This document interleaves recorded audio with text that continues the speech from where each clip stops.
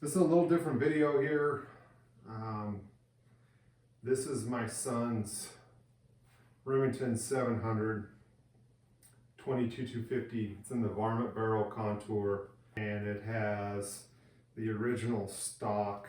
Really like the Remington Action. I love the 22-250 caliber for predator hunting. He's got a VX5 HD 3-15 on it. Good rings, they're match rings. Set it off. Got the barrel threaded for him to run a suppressor. But one of the things that we wanted to change out is the stock. The stocks on these are pretty cheaply made. So I'm gonna go ahead and swap this out and kind of show you how I get it set up, as well as how we get it set up to run the rock steady bipods and kind of the decisions that maybe you might encounter there. So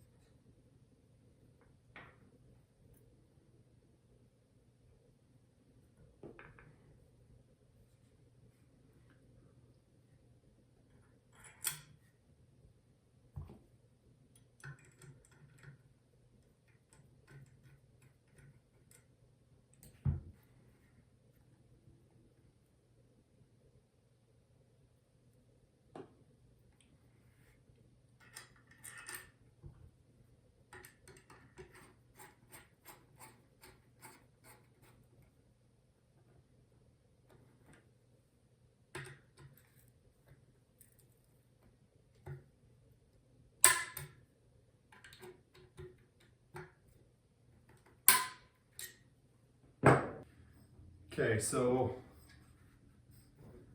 here we go.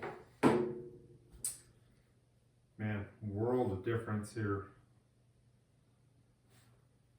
One of the things right off the bat that I notice is the floating. There's no doubt that this barrel is floated. That's a huge issue. The aluminum threads in the sling studs. So I got this with the Grayboe M5 BDM inlet here. Comes with the, obviously, trigger guard, whole assembly, 2 bolts.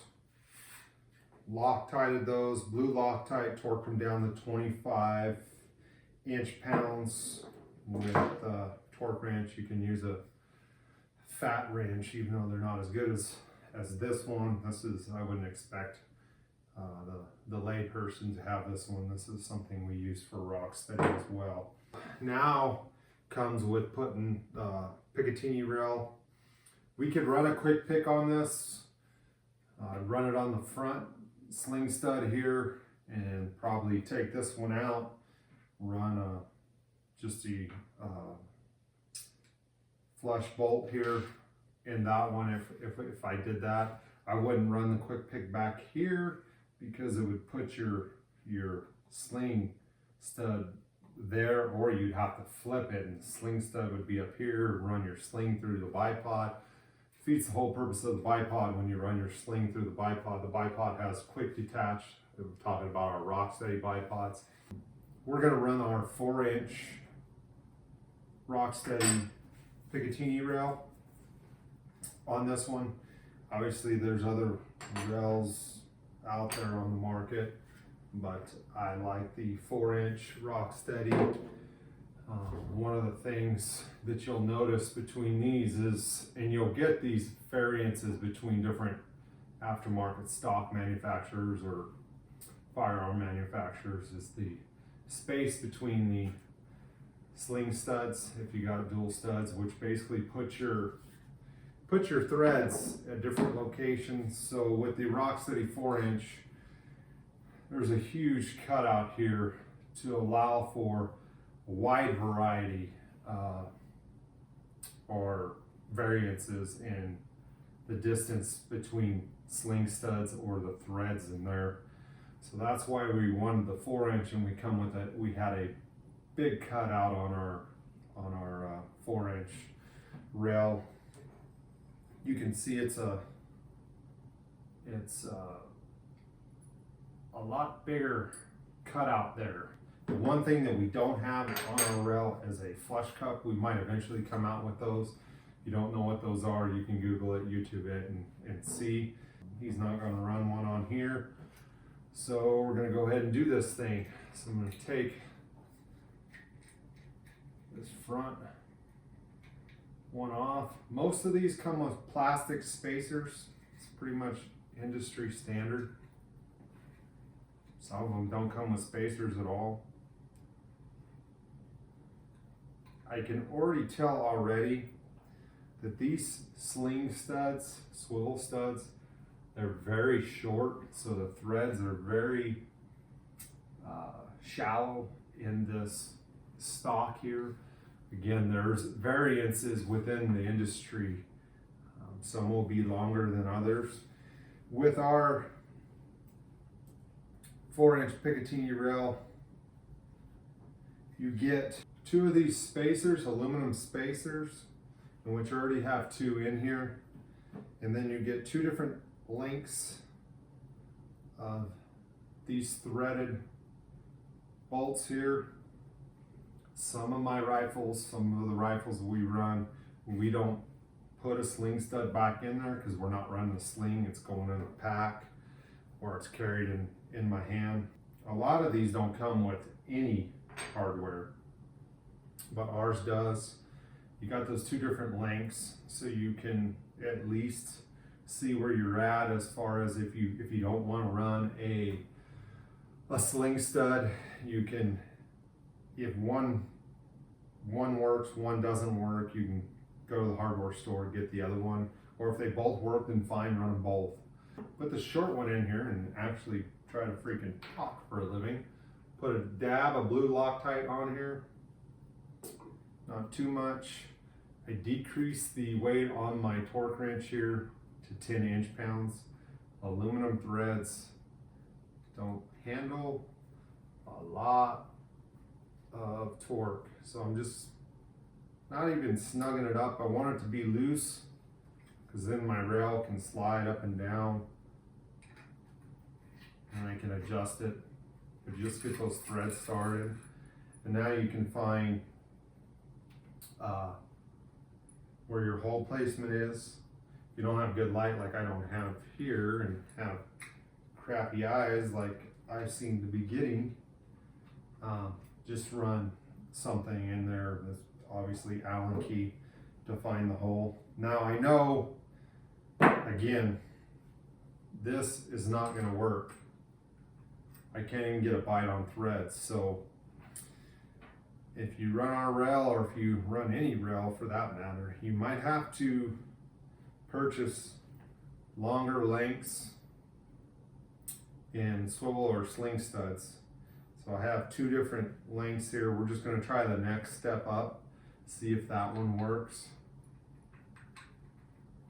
I got some threads there and it looks like I got plenty there. It looks like I got at least a 1/4 inch of threads I got to work with, so that's going to work out.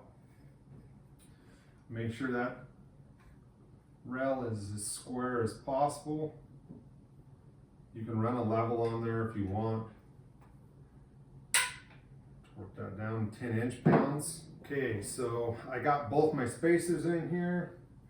Now I'm going to take a dab of blue Loctite. You definitely want to put some blue Loctite on this rear one. I found that they will work loose, and that's why you want to make sure you have plenty of threads in your depth of your swivel stud and not be too shallow, because you can put a lot of torque with your sling stud riding this, with your sling, moving that sling stud and bouncing around. This rail actually is pretty far back. The threads are pretty far back on this forend of the stock.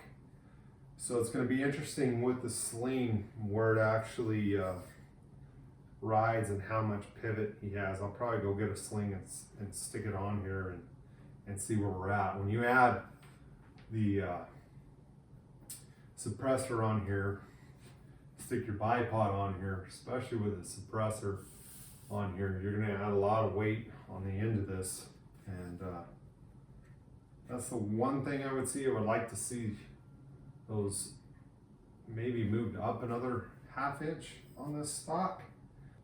Some of the rifles I run, I don't even run a sling on them anymore. My predator hunting rifle, my coyote gun, I do run a sling because sometimes I'm carrying a shotgun, sometimes I'm packing coyotes back to the truck and I want a sling. So it looks slick. It's got the Rock City 4-inch rail. It's got the match grade rings. And again, I'll link those below. I can't remember the name of them. They look like a Vortex match rings, which is what I have, but it's not a Vortex. I mean, they look identical. Grayboe tracker stock and cryptic with the Grayboe inlet, Leopold VX5 HD. He's gonna kill some coyotes with this. Pretty cool setup. I'm gonna slap a P234 on here, which is probably what he'll use.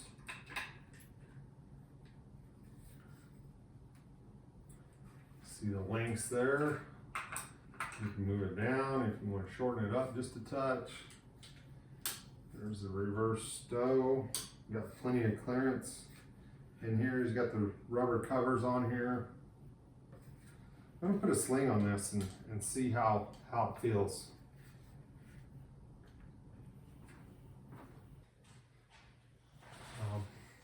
I grab my suppressor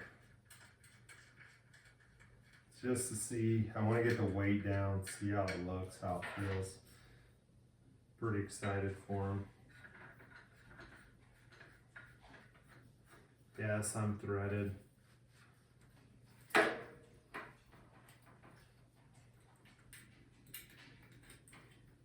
Just a little bit nervous about that sling stud placement.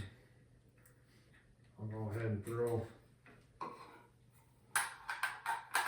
a mag in here. We're unloaded, we're clear. And run this bipod up.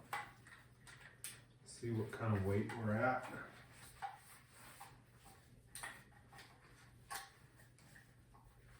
This is where you add a lot of weight to the end. So what I found is obviously you just need your hand here, because this butt of this rifle, or this cutout right here, makes this extremely light. So you're definitely going to be pulling down here, and it definitely wants to lean back. And I mean, the bipod,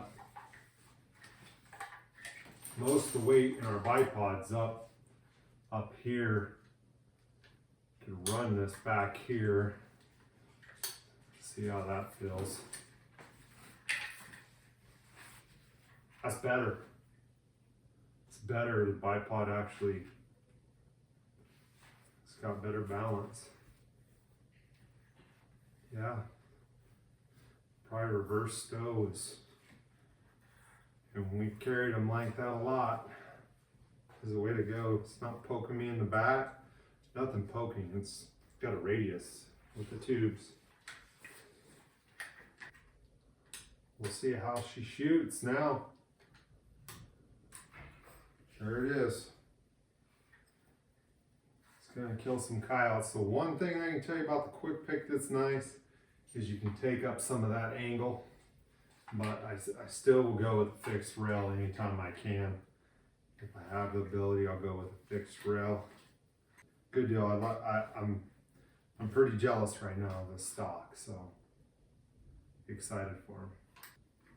If you guys have any questions, hit us up in the comments. I'll try to link some stuff that's on this rifle below and let you guys know how it shoots.